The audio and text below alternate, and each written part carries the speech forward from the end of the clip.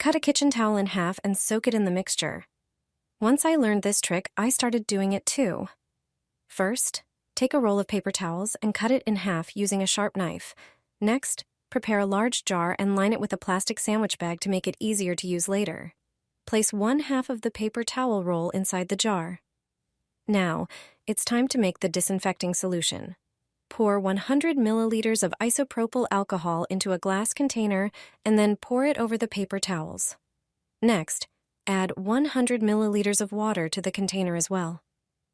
Close the bag and let it sit for a few minutes so the towels can fully absorb the liquid. After that, remove the cardboard tube from the center. Now, you can easily pull out individual wipes as needed. These homemade disinfecting wipes are perfect for the bathroom. Use them to quickly wipe down the sink, faucet, and even sanitize the toilet seat.